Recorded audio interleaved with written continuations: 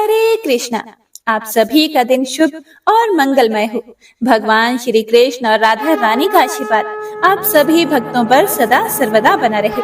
हे प्रिय भक्तों, आज मार्गशीर्ष मास की एकादशी तिथि है और आज उत्पन्ना एकादशी का व्रत है, जिसकी बड़ी ही पावन कथा हमारे चैनल पर पोस्ट कर दी गई है। आप सभी भक्तजन कथा का रसपान अवश्य ही कीजिएगा। भगवान श्री कृष्ण के कथा अनुसार एकादशी व्रत की कथा सुनने से सभी पापों का नाश होता है।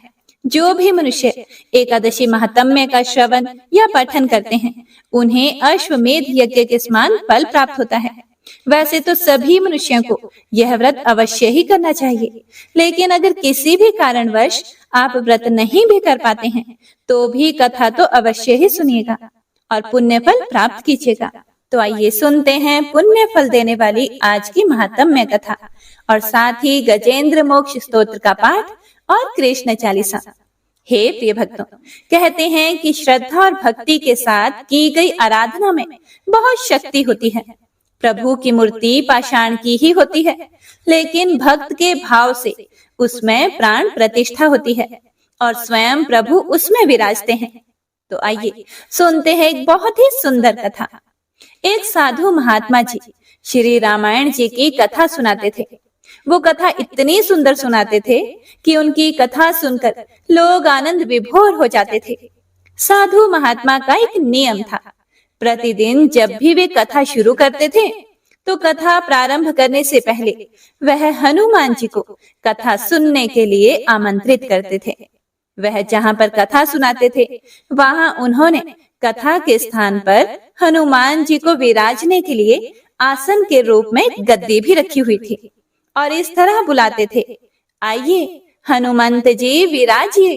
ऐसा कहकर हनुमान जी का आवाहन करते थे। उसके बाद वह 1 घंटे तक कथा सुनाते थे। एक महाशय प्रतिदिन राम कथा सुनने आते थे। वह भक्ति भाव से कथा सुनते थे, लेकिन एक दिन उनके मन में विचार आया कि साधु महात्मा जी प्रतिदिन कथा शुरू करने से पहले कहते हैं कि आइए हनुमंत जी विराजिए। ऐसा कहकर हनुमान जी को बुलाते हैं, तो क्या वास्तव में हनुमान जी यहाँ आते होंगे? बस ऐसा विचार आते ही एक दिन उन्होंने साधु महात्मा जी से पूछ ही लिया कि हे महाराज, आप रामायण की कथा बहुत अच्छी सुनाते हैं, हमें बड़ा आनंद आता है, लेकिन आप जो गद्दी प्रतिदिन हनुमान जी को देते हैं, उस पर क्या हनुमान जी वास्तव में विराजमान होते हैं? साधु महात्मा जी बोले कि हाँ, यह मेरी श्रद्धा है। हनुमान जी का वचन है कि जहाँ राम कथा सुनाई और सुनी जाती है, वहां हनुमान जी अवश्य ही पधारते हैं। उस व्यक्ति ने कहा कि हे महाराज, हनुमान जी यहाँ पर आते हैं, इस पर हम कैसे विश्वास करें? आप इसका कोई ठोस प्रमाण दीजिए। आपको यह प्रमाणित करके दिखाना चाहिए कि हनुमान जी आपकी कथा सुनने के लिए प्रतिदिन आते हैं। महाराज ने उसे बहुत समझाया कि आस्था को किसी प्रमाण की कसौटी पर नहीं कसना चाहिए। यह तो भक्त और भगवान के बीच का प्रेम रस है, व्यक्तिगत श्रद्धा का विषय है। आप कहो तो मैं प्रवचन करना बंद कर दूं, या फिर आप कथा में आना छोड़ दो। लेकिन हे प्रिय भक्तों, वह व्यक्ति माना ही नहीं और महाराज से कहता ही रहा कि आप कई दिनों से दावा करते आ रहे हैं। यह बात और स्थानों पर भी आप कहते होंगे। इसीलिए हे महात्मन, आपको तो प्रमाणित करना ही होगा कि हनुमान जी कथा सुनने आते हैं। इस तरह दोनों के बीच विवाद होता रहा और अंत में साधु महात्मा जी ने कहा कि हनुमान जी आते हैं या नहीं, इसका प्रमाण मैं कल आपको दूंगा। कल कथा प्रारंभ होने से पहले एक प्रयोग करेंगे। हनुमान जी को मैं जिस गद्दी पर विराजित होने को कहता हूँ, आप उस गद्दी को आज अपने घर ले जाना और कल अपने साथ वह गद्दी लेकर आना। उसके बाद मैं गद्दी यहाँ रखूंगा। कथा का आरंभ करने से पहले हनुमान जी को बुलाऊंगा। कुछ समय के बाद आप गद्दी उठाकर देखना। यदि आपने गद्दी उठा ली तो समझना कि हनुमान जी नहीं आए हैं। वह व्यक्ति इस कसौटी के लिए तैयार हो गया। साधु महात्मन ने कहा, हम दोनों में से जो पराजित होगा वह क्या करेगा? क्या इसका निर्णय भी कर लें? यह तो सत्य की परीक्षा है। यह सुनकर उस व्यक्ति ने कहा कि मैं गद्दी नहीं उठा पाया तो आपसे दीक्षा ले लूंगा, लेकिन हे साधु महात्मन, अगर आप पराजित हो गए तो आप क्या करोगे? फिर साधु महात्मा जी ने कहा, मैं कथा वाचन छोड़कर आपका सेवक बन जाऊंगा। हे प्रिय भक्तों, अगले दिन कथा सुनने के लिए बहुत ज्यादा भीड़ इकट्ठी हो गई। सभी लोग भक्ति, श्रद्धा, प्रेम और विश्वास की परीक्षा देखने आ पहुंचे।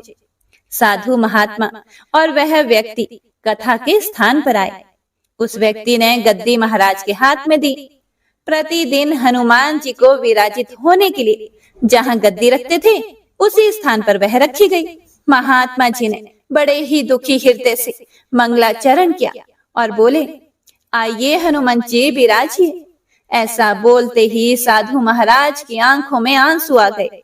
मन ही मन महाराज बोले, हे प्रभु, आज मेरी नहीं आपकी ही परीक्षा है। मैं तो एक साधारण सा व्यक्ति हूँ। हे प्रभु, मेरी भक्ति और आस्था की लाज रखना। साधु महाराज ने प्रार्थना की और उस व्यक्ति को गद्दी उठाने के लिए निमंत्रण दिया। हे प्रिय भक्तों, सभी की आंखें गद्दी पर जम गई। साधु महाराज बोले कि हे महाशय, आप गद्दी उठाइए। उस व्यक्ति ने गद्दी उठाने के लिए हाथ बढ़ाया, लेकिन आश्चर्य की बात ये कि वह गद्दी को स्पर्श भी नहीं कर पा रहा था। जो भी कारण रहा हो, उसने 3 बार हाथ बढ़ाया, लेकिन तीनों बार गद्दी को छू भी नहीं पाया। महाराज जी भी देख रहे थे कि गद्दी उठाना तो दूर की बात, व्यक्ति गद्दी को छू भी नहीं पा रहा। तीनों बार प्रयास करने पर वह पसीने से तरबतर हो गया। वह व्यक्ति समझ गया कि यह साक्षात हनुमान जी का ही चमत्कार है और वह साधु महाराज के चरणों में गिर पड़ा और बोला, हे महाराज, गद्दी उठाना तो दूर, पता नहीं ऐसा क्या हो रहा है कि मेरा हाथ भी गद्दी तक नहीं पहुंच पा रहा है। मैं अपनी हार स्वीकार करता हूँ। जिस प्रकार उस व्यक्ति ने कहा था, उसी अनुसार उसने साधु महाराज से दीक्षा ली और भगवान की सेवा में जुड़ गया। हे प्रिय भक्तों, तभी तो कहा जाता है कि श्रद्धा और भक्ति के साथ की गई आराधना में बहुत शक्ति होती है।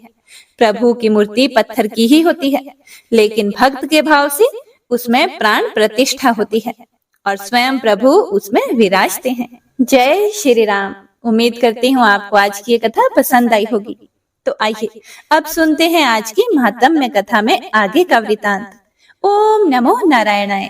हे प्रिय भक्तों, पिछले अध्याय में आपने जाना था कि किस प्रकार देवियां भूतल पर अलग अलग रूपों में गोपियां बनी और भगवान श्री कृष्ण ने उन्हें क्या आदेश दिया। आज आप सुनेंगे अन्य देवताओं का भूतल पर प्रकट होने का वर्णन। भगवान श्री कृष्ण ने कहा कि समस्त देवताओं के अंश अब भूतल पर जाएं। हे ब्राह्मण, वे राजकुमार होकर युद्ध में मेरे सहायक बनेंगे। कमला की कला से 16,000 राजकन्याएं प्रकट होंगी।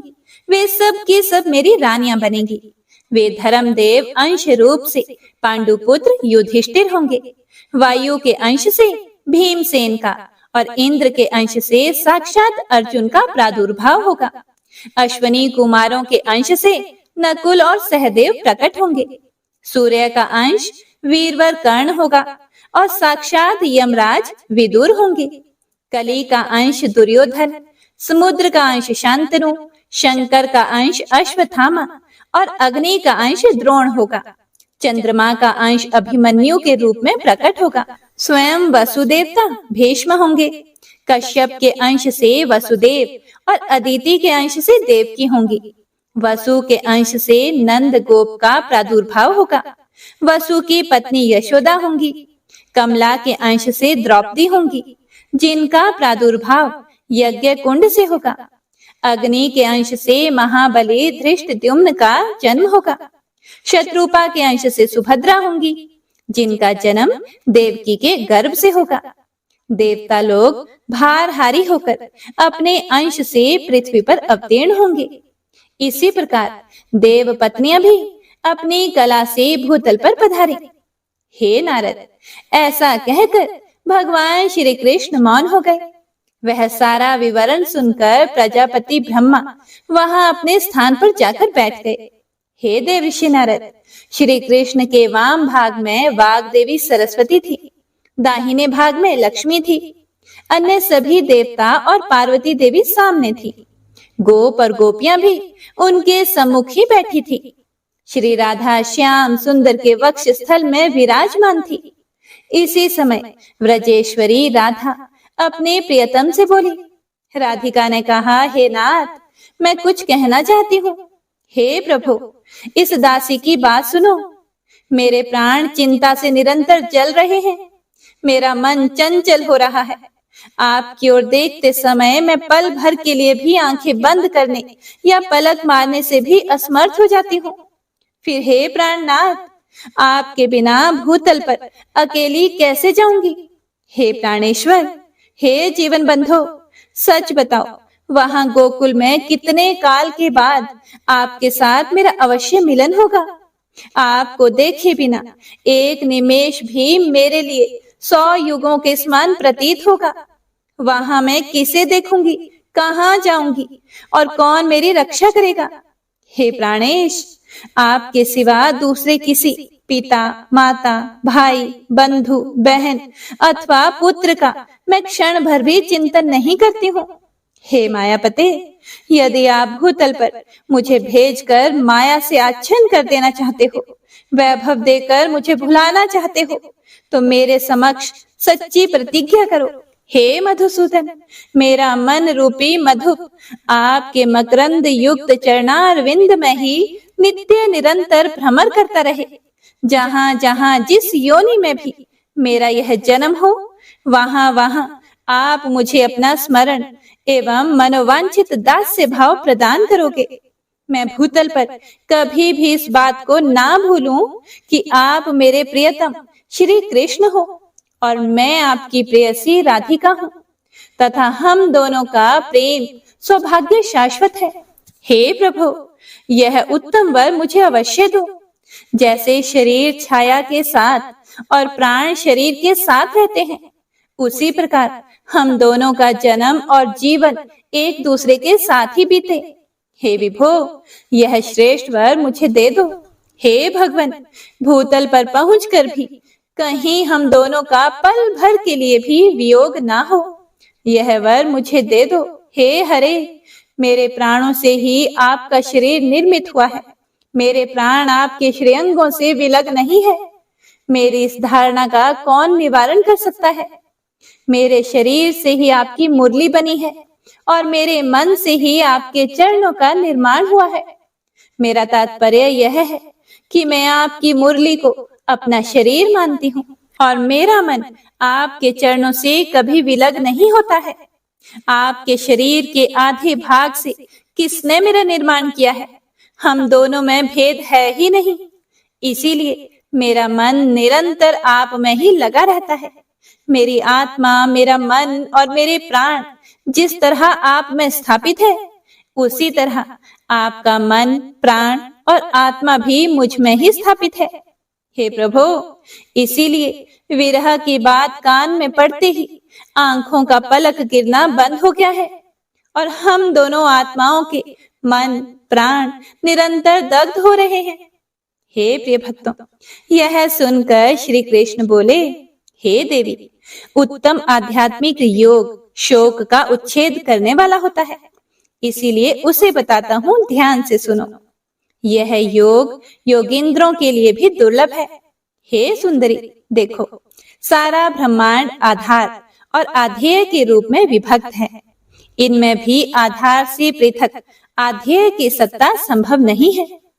फल का आधार है फूल और फूल का आधार है पल्लव, पल्लव का आधार है तना या डाली तथा उसका भी आधार स्वयं वृक्ष है। वृक्ष का आधार अंकुर है जो बीज की शक्ति से संपन्न होता है। उस अंकुर का आधार बीज है, बीज का आधार पृथ्वी है और पृथ्वी के आधार शेष नाग हैं। शेष के आधार कच्छप है, कच्छप का आधार वायु है और वायु का आधार मैं हूँ। मेरी आधार स्वरूपा तुम हो, क्योंकि मैं सदा तुम में ही स्थित रहता हूँ। तुम शक्तियों का समूह और मूल प्रकृति ईश्वरी हो। शरीर रूपिणी तथा त्रिगुणाधार स्वरूपिणी भी तुम ही हो। मैं तुम्हारा आत्मा निरीह हूँ। तुम्हारा संयोग प्राप्त करके ही चेष्टावान होता हूँ। शरीर के बिना आत्मा कहाँ और आत्मा के बिना शरीर कहाँ? हे देवी, शरीर और आत्मा दोनों की प्रधानता है। बिना दो के संसार कैसे चल सकता है? हे राधिके, हम दोनों में कहीं भी कोई भेद नहीं है। जहाँ आत्मा है वहाँ शरीर है। वे दोनों एक दूसरे से अलग नहीं है। जैसे दूध में धवलता, अग्नि में दाहिका शक्ति, पृथ्वी में गंध और जल में शीतलता है, उसी तरह तुम में मेरी स्थिति है। मेरे बिना तुम निर्जीव हो और तुम्हारे बिना मैं भी अदृश्य हूँ। हे सुंदरी, तुम्हारे बिना मैं संसार की सृष्टि नहीं कर सकता, यह निश्चित बात है। ठीक उसी तरह जैसे कुम्हार मिट्टी के बिना घड़ा नहीं बना सकता और सुनार सोने के बिना आभूषणों का निर्माण नहीं कर सकता। स्वयं आत्मा जैसे नित्य है, उसी प्रकार साक्षात प्रकृति स्वरूपा तुम नित्य हो। तुम में संपूर्ण शक्तियों का समाहार संचित है। तुम सबकी आधारभूता और सनातनी हो। लक्ष्मी, सरस्वती, पार्वती, ब्रह्मा, शिव, शेषनाग और धर्म, ये सब मेरे प्राणों के समान हैं। लेकिन हे प्रिय, तुम मुझे प्राणों से भी बढ़कर प्यारी हो। हे राधिके, ये सब देवता और देवियां मेरे निकट हैं, लेकिन तुम यदि इनसे अधिक ना होती तो मेरे वक्षस्थल में कैसे विराजमान हो सकती थी? हे सुशीले, हे राधिके, आंसू बहाना छोड़ो और साथ ही इस निष्फल भ्रम का परित्याग करो। शंका छोड़कर निर्भीक भाव से वृषभानु के घर में पधारो। हे सुंदरी, 9 मास तक कलावती के पेट में स्थित गर्भ को माया द्वारा वायु से भरकर रोके रहो। 10वां महीना आने पर तुम भूतल पर प्रकट हो जाना। अपने दिव्य रूप का परित्याग करके शिशु रूप धारण कर लेना। जब गर्भ से वायु के निकलने का समय हो, तब कलावती के समीप पृथ्वी पर नग्न शिशु के रूप में गिरकर निश्चय ही रोना। हे साध्वी, तुम गोलोक में अयोनिजा रूप से प्रकट होगी। मैं भी अयोनिज रूप से ही अपने आप को प्रकट करूंगा, क्योंकि हे देवी, हम दोनों का गर्भ में निवास होना संभव नहीं है। मेरे भूमि पर स्थित होते ही पिताजी मुझे गोकुल में पहुंचा देंगे। वास्तव में कंस के भय का बहाना लेकर मैं तुम्हारे लिए ही गोकुल में जाऊंगा। हे कल्याणी, तुम वहां यशोदा के मंदिर में मुझ नंद नंदन को प्रतिदिन आनंद पूर्वक देखोगी और हृदय से लगाओगी। हे राधिके, मेरे वरदान से तुम्हें समय पर मेरी स्मृति होगी और मैं तुम्हारे साथ वृंदावन में नित्य स्वच्छंद विहार करूंगा। सुशीला आदि जो 33 तुम्हारी सखियां हैं, उनके तथा अन्य अन्य बहुसंख्यक गोपियों के साथ तुम गोकुल को पधारो।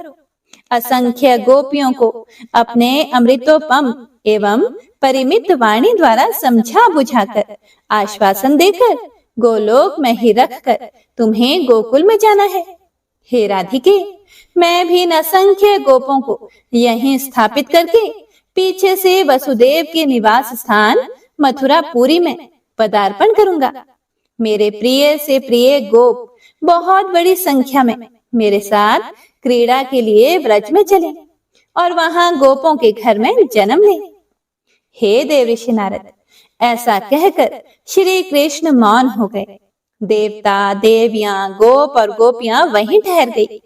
ब्रह्मा, शिव, धर्म, शेषनाग, पार्वती जी, लक्ष्मी जी और सरस्वती जी ने बड़ी प्रसन्नता के साथ प्रात पर श्री कृष्ण की स्तुति की। उस समय उनके विरह ज्वर से व्याकुल तथा प्रेम विवल गोपों और गोपियों ने भी भक्ति भाव से वहां श्री कृष्ण की स्तुति करके उनके चरणों में मस्तक झुकाया। विरह ज्वर से कातर हुई पूर्ण मनोरथा राधा ने भी अपने प्राणाधिक प्रियतम हृदय वल्लभ श्री कृष्ण का भक्ति भाव से स्तवन किया। उस समय श्री राधा के नेत्रों में आंसू भरे हुए थे।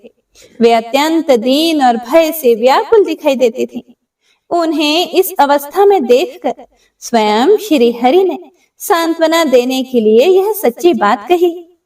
भगवान श्री कृष्ण बोले, हे प्रिय, सुस्थिर हो, भय का त्याग करो। जैसी तुम हो वैसा ही मैं हूँ। मेरे रहते तुम्हें क्या चिंता है? श्री राम के शाप की सत्यता के लिए कुछ समय तक मेरे साथ तुम्हारा वियोग रहेगा। उसके बाद मैं मथुरा में ही आ जाऊंगा। वहां भूतल का भार उतारूंगा। माता पिता को बंधन से छुड़ाना, माली, दर्जी और कुब्जा का उद्धार करना, काल्य वन को मरवाकर मुचुकुंद को मोक्ष देना, द्वारका का निर्माण, राजसु यज्ञ का दर्शन, 16,110 राजकन्याओं के साथ विवाह करना, शत्रुओं का दमन, मित्रों का उपकार, वाराणसी पुरी का दहन, महादेव जी को जृम्णास्त्र से बांधना, बाणासुर की भुजाओं को काटना, पारिजात का अपहरण, अन्य अन्य कर्मों का संपादन, प्रभास तीर्थ की यात्रा में जाना, वहां मुनि मंडली का दर्शन करना, ब्रज के बंधु जनों से वार्तालाप, पिता के यज्ञ का संपादन, वहीं शुभ बेला में फिर से तुम्हारे साथ मिलन तथा गोपियों का साक्षात्कार आदि कार्य मुझे करने हैं। फिर तुम्हें अध्यात्म ज्ञान का उपदेश देकर वास्तव में तुम्हारे साथ नित्य मिलन का सौभाग्य प्राप्त करूंगा। इसके बाद मेरे साथ दिन रात तुम्हारा संयोग बना रहेगा। हे प्रिय, कभी क्षण भर के लिए भी वियोग ना होगा। और इतना ही नहीं, वहां से तुम्हारे साथ मेरा फिर से ब्रज में आगमन होगा। हे प्राण वल्लभे, वियोग काल में भी स्वप्न में तुम्हारे साथ मेरा सदैव मिलन होता रहेगा। तुमसे बिछड़कर द्वारका में जाने पर मेरे और मेरे नारायण अंश के द्वारा उपरयुक्त कार्य संपादित होंगे। फिर वृंदावन में तुम्हारे साथ मेरा निवास होगा। फिर माता पिता तथा गोपियों के शोक का पूर्णतः निवारण होगा। भूतल का भार उतारकर तुम्हारे और गोप गोपियों के साथ मेरा फिर से गोलोक में आगमन होगा। हे राधे, मेरे अंशभूत जो नित्य परमात्मा नारायण हैं, वे लक्ष्मी और सरस्वती के साथ वैकुंठ लोक को पधारेंगे। धर्म और मेरे अंशों का निवास स्थान श्वेत द्वीप में होगा। देवताओं और देवियों के अंश भी अक्षय धाम को पधारेंगे। फिर इसी गोलोक में तुम्हारे साथ मेरा निवास होगा। हे कांते, इस प्रकार समस्त भावी शुभाशुभ का वर्णन मैंने कर दिया। मेरे द्वारा जो निश्चय हो चुका है उसका कौन निवारण कर सकता है? हे प्रिय भक्तों, इसके बाद श्री हरि ने देवताओं और देवियों से समयोचित बात कही। हे देवताओं, अब तुम लोग भावी कार्य की सिद्धि के लिए अपने अपने स्थान को जाओ। हे पार्वती, तुम अपने दोनों पुत्रों तथा स्वामी के साथ कैलाश को जाओ। मैंने जो कार्य तुम्हारे जिम्मे लगाया है वह सब यथा समय पूरा होगा। हे ब्रजेश्वरी, हे राधे, गणेश जी को छोड़कर शेष छोटे बड़े सभी देवताओं और देवियों का कला द्वारा भूतल पर अवतरण होगा। उसके बाद लक्ष्मी जी, सरस्वती जी तथा श्री राधा सहित पुरुषोत्तम श्री हरि को भक्ति भाव से प्रणाम करके सभी देवता आनंद पूर्वक अपने अपने स्थान को चले गए। श्री हरि ने जिस कार्य का आयोजन किया था उसे सफल बनाने के लिए वे व्याकुलता पूर्वक भूतल पर पधारे, क्योंकि स्वामी का बताया हुआ स्थान देवताओं के लिए भी दुर्लभ था। श्री कृष्ण ने राधा से कहा, हे प्रिय, तुम पूर्व निश्चित गोप गोपियों के समुदाय के साथ वृषभानु के निवास गृह को पधारो। मैं मथुरापुरी में वसुदेव के घर जाऊंगा। फिर कंस के भय का बहाना बनाकर गोकुल में तुम्हारे पास आ जाऊंगा।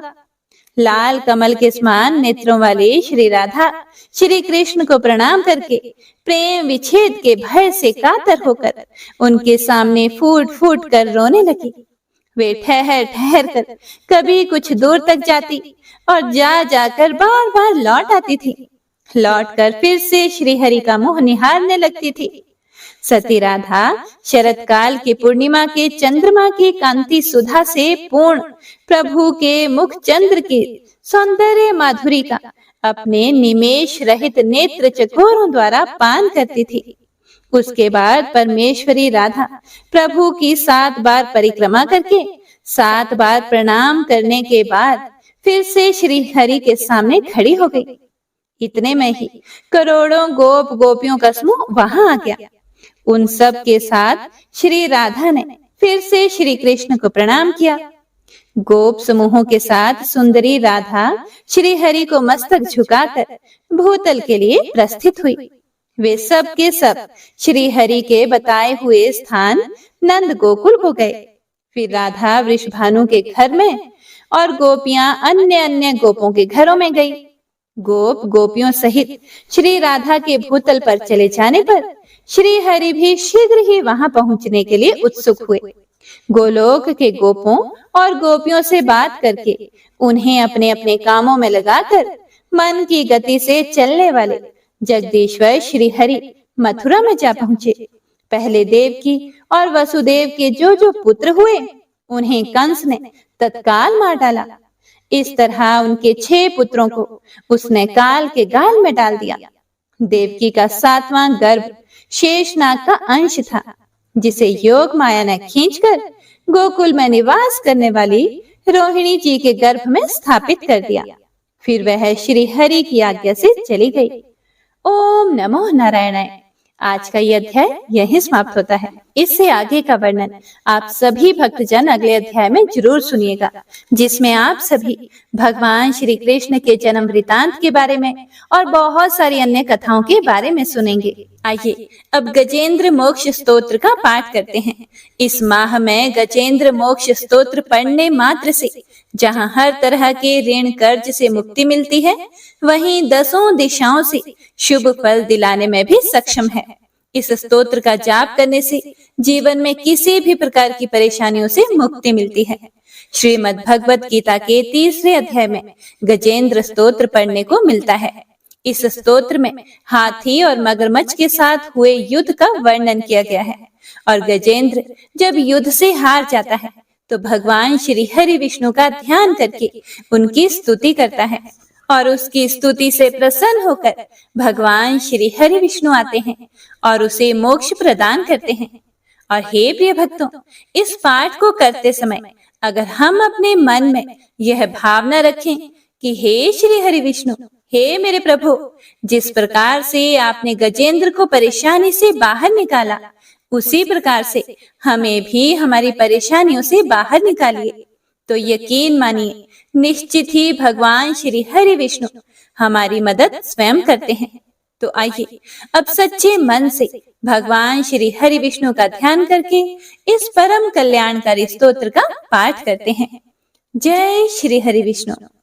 शुक जी ने कहा कि बुद्धि के अनुसार पिछले अध्याय में वर्णन किए गए रीति से अपने मन को नियंत्रित करके और हृदय को स्थिर करके गजेंद्र अपने पिछले जन्म में याद किए गए सर्वोच्च कार्य और बार बार जप किए जाने वाले स्तोत्र का जाप करने लगा। गजेंद्र ने मन ही मन श्री हरि को ध्यान करते हुए कहा, जिनके प्रवेश करने से शरीर और मन चेतन की तरह व्यवहार करने लगते हैं, ओम द्वारा लक्षित और पूरे शरीर में प्रकृति और पुरुष के रूप में प्रवेश करने वाले उस सर्वशक्तिमान देवता का मैं मन ही मन स्मरण करता हूँ, जिनके सहारे ये पूरा संसार टिका हुआ है, जिनसे ये संसार अवतरित हुआ है और जिन्होंने प्रकृति की रचना की है और जो खुद उसके रूप में प्रकट हैं, लेकिन इसके बावजूद भी वो इस पूरी दुनिया से सर्वोपरि और श्रेष्ठ हैं। ऐसे अपने आप और बिना किसी कारण के भगवान की मैं शरण में जाता हूँ और अपने संकल्प शक्ति के बल पर अपने ही स्वरूप में रचित और सृष्टि काल में प्रकट एवं प्रलय में अप्रकट रहने वाले इस शास्त्र प्रसिद्धि प्राप्त कार्य कारण रूपी संसार को, जो बिना कुंठित दृष्टि के साक्ष्य रूप में देखते रहने पर भी लिप्त नहीं होते, चक्षु आदि प्रकाशकों के परम प्रकाशक प्रभु, आप मेरी रक्षा करें। बीतते गए समय के साथ तीनों लोकों और ब्रह्मादि लोकपालों के पंचभूत में प्रवेश कर जाने पर और पंचभूतों से लेकर महत्वपूर्ण सभी कारणों के उनकी परम करुणा स्वरूप प्रकृति में मगन हो जाने पर उस समय दुर्गेय और घोर अंधकार रूपेण प्रकृति ही बच रही थी। उस अंधकार से परे अपने परम धाम में जो सर्वव्यापी भगवान सभी दिशाओं में प्रकाशित होते रहते हैं, वो भगवान मेरी रक्षा करें। विभिन्न नाट्य रूपों में अभिनय करने वाले और उस अभिनेता के वास्तविक स्वरूप को जिस प्रकार से साधारण लोग भी नहीं जान पाते, उसी तरह से सत्व प्रधान देवता और महर्षि भी जिनके स्वरूप को नहीं जान पाते, ऐसे में कोई साधारण प्राणी उनका वर्णन कैसे कर सकता है। ऐसे दुर्गम चरित्र वाले भगवान मेरी रक्षा करें। अनेकों शक्ति से मुक्त सभी प्राणियों को आत्म बुद्धि प्रदान करने वाले, सबके बिना कारण हित और अतिशय साधु स्वभाव ऋषि मुनिजन, जिनके परम स्वरूप को देखने की इच्छा के साथ वन में रहकर अखंड ब्रह्मचर्य तमाम अलौकिक व्रतों को नियमों के अनुसार पालन करते हैं, ऐसे प्रभु ही मेरी गति हैं। वह जिनका हमारी तरह ना तो जन्म होता है और ना जिनके द्वारा अहंकार प्रेरित कर्म ही होते हैं, जिनके निर्गुण स्वरूप का ना कोई नाम है और ना ही कोई रूप है, इसके बावजूद भी समय के साथ इस संसार की सृष्टि और प्रलय के लिए अपनी इच्छा से अपने जन्म को स्वीकार करते हैं। उन अनंत शक्ति संपन्न परम ब्रह्म परमेश्वर को मेरा नमस्कार है। उन प्राकृत आकार रहित और अनेक रूप वाले अद्भुत भगवान को मेरा बारंबार नमस्कार है। स्वयं प्रकाशित सभी साक्ष्य परमेश्वर को मेरा शत शत नमन है। वैसे देव जो मन, वाणी और चित्त वृत्तियों से परे हैं, उन्हें मेरा बारंबार नमस्कार है। विवेक से परिपूर्ण पुरुष के द्वारा सभी सत्व गुणों से परिपूर्ण, निवृत्ति धर्म के आचरण से मिलने योग्य और मोक्ष सुख की अनुभूति रूपी भगवान को मेरा नमस्कार है। सत्व गुणों को स्वीकार करके शांत, रजोगुण को स्वीकार करके घोर और तमोगुण को अपनाकर मूढ़ से प्रतीत होने वाले, भेद रहित अतएव सदा संभाव से स्थित ज्ञान धन प्रभु को मेरा नमस्कार है। शरीर, इंद्रिय आदि के समुदाय रूप सभी पिंडों के ज्ञाता, सबके स्वामी और साक्षी स्वरूप प्रभु को मेरा बारंबार नमस्कार है। सबके अंतर्यामी, प्रकृति के भी परम कारण लेकिन स्वयं कारण रहित भगवान को मेरा शत शत नमस्कार है। सभी इंद्रियों और सभी विषयों के जानकार, सभी प्रतीतियों के कारण रूप संपूर्ण जड़ प्रपंच और सबकी मूलभूता अविद्या के द्वारा सूचित होने वाले और सभी विषयों में अविद्या रूप से भासने वाले भगवान को मेरा नमस्कार है। सबके कारण लेकिन स्वयं कारण रहित तथा कारण होने पर भी परिणाम रहित होने की वजह से अन्य कारणों से भी विलक्षण कारण आपको मेरा बारंबार नमस्कार है। सभी वेदों और शास्त्रों के परम तात्पर्य, मोक्ष रूपी और श्रेष्ठ पुरुषों की परम गति देवता को मेरा नमस्कार है। वह जो त्रिगुण रूपों में छिपी हुई ज्ञान रूपी अग्नि है, वैसे गुणों में हलचल होने पर जिनके मन में संसार को रचने की वृत्ति उत्पन्न हो उठती हो और जो आत्मा तत्व की भावना के द्वारा विधि निषेध रूप शास्त्र से भी ऊपर उठे हों, जो महाज्ञानी महात्माओं में स्वयं प्रकाशित हो रहे हैं, ऐसे भगवान को मेरा नमस्कार है। मेरे जैसे शरणागत पशु के समान जीवों की अविद्या रूप फांसी को पूर्ण रूप से काट देने वाले परम दयालु और दया करने में कभी भी आलस्य नहीं करने वाले भगवान को मेरा नमस्कार है। अपने अंश से सभी जीवों के मन में अंतर्यामी रूप से प्रकट होने वाले सर्वनियंता अनंत परमात्मा आपको मेरा नमस्कार है। जो शरीर, पुत्र, मित्र, घर और संपत्ति सहित कुटुंबियों में अशक्त लोगों के द्वारा कठिनाई से मिलते हों और मुक्त पुरुषों के द्वारा अपने हृदय में निरंतर चिंतित ज्ञान स्वरूप सर्व समर्थ परमेश्वर को मेरा नमस्कार है। वह जिन्हें धर्म, अभिलाषित भोग, धन और मोक्ष की कामना से मनन करके लोग अपनी मनचाही इच्छा पूर्ण कर लेते हैं, अपितु जिन्हें विभिन्न प्रकार के अयाचित भोग और अविनाशी पार्षद शरीर भी देते हैं, वैसे अत्यंत दयालु प्रभु मुझे इस प्रकार की विपदा से हमेशा के लिए बाहर निकालें। वह जिनके एक से अधिक भक्त हैं, जो मुख्य रूप से एकमात्र उसी भगवान की शरण में हैं, जो धर्म, अर्थ आदि किसी भी पदार्थ को नहीं चाहते, अपितु जो केवल उन्हीं के परम मंगलमय एवं अत्यंत विलक्षण चरित्र का गुणगान करते हुए उनके आनंदमय समुद्र में गोते लगाते रहते हैं।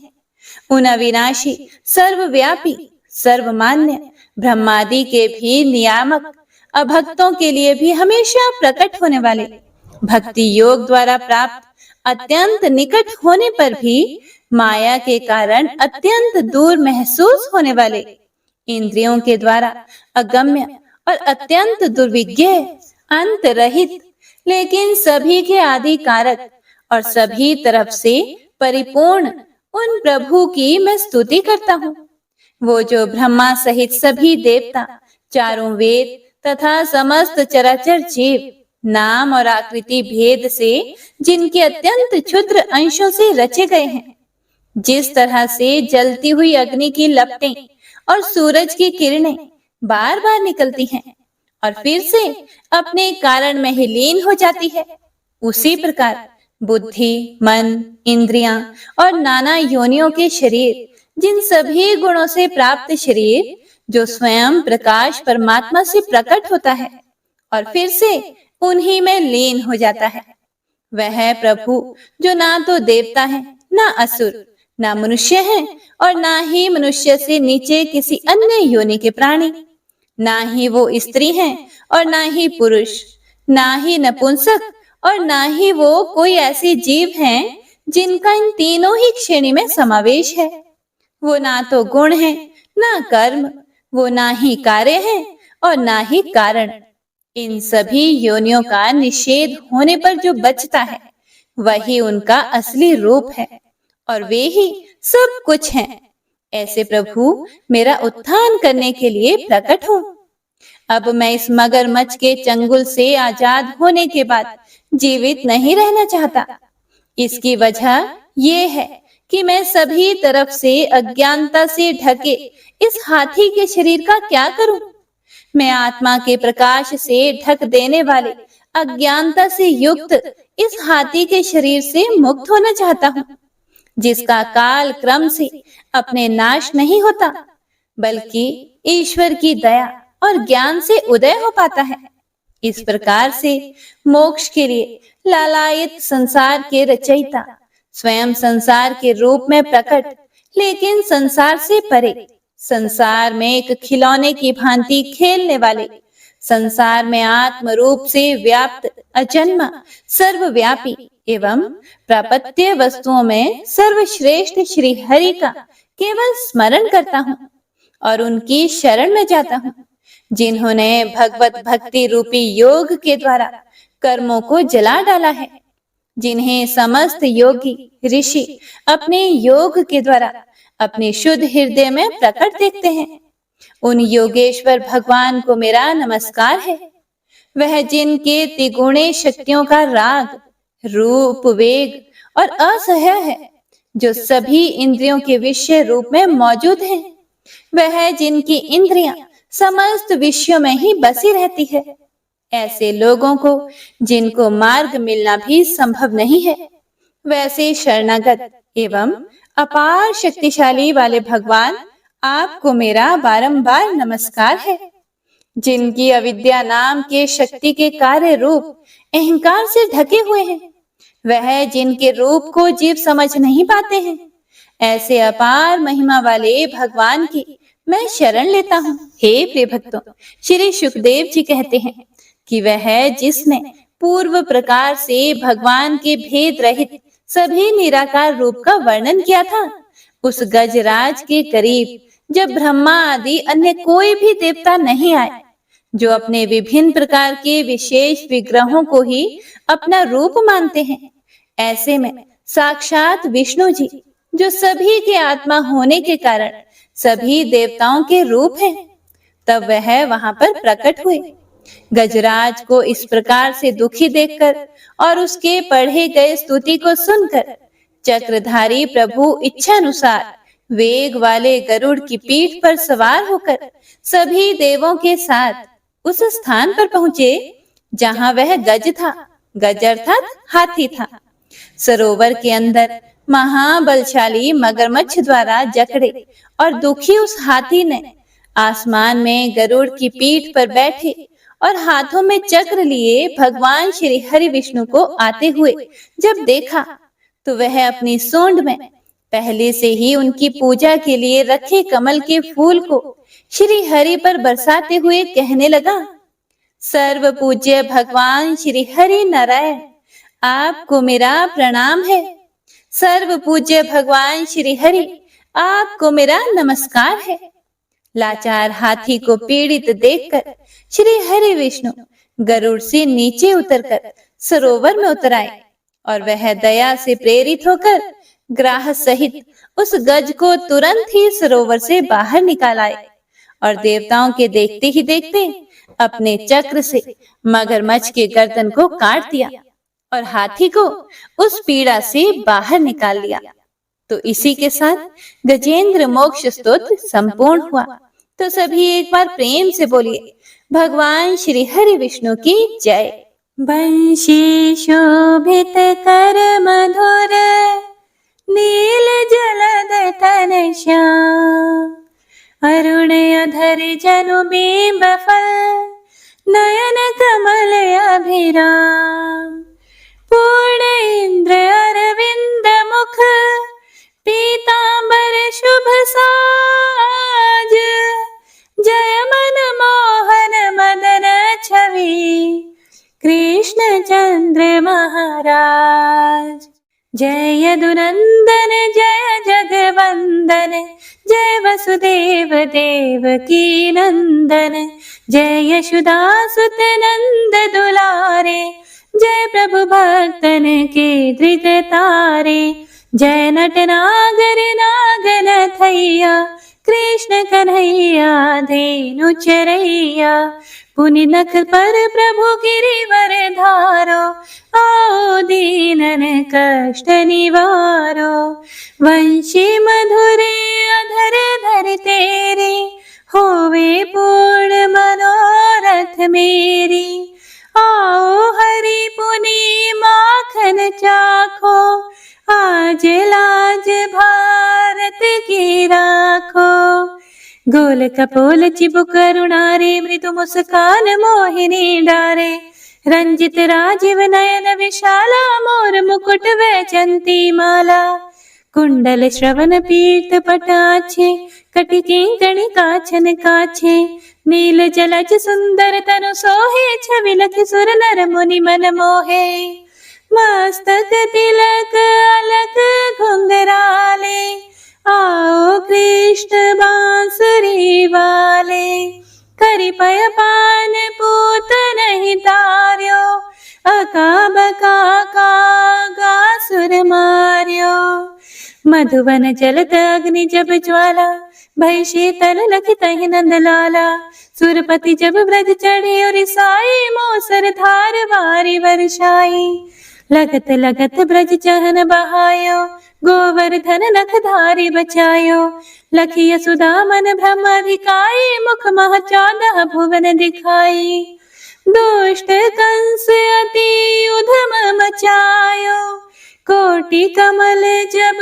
फूल मंगायो, नाथी काली यही तब तुम लीन है, चरण चिन्ह दई निर्भय कीन है, करि गोपिन संग रास विलासा, सबकी पूर्ण करी अभिलाषा, केतिक महासुर संहार्यो, कंस ही केस पकड़ी दई मार्यो, मात पिता की बंदी छुड़ाई, उग्रसेन कहा राज दिलाई, मही से मृतक छहो सुत लायो, मातु देव की शोक मिटायो, भौमासुर मुर दैत्य सहारे, लाए षट्दश सहस कुमारी। दैभिन ही तृण चीर सहारा, जरासिंधु राक्षस कह मारा।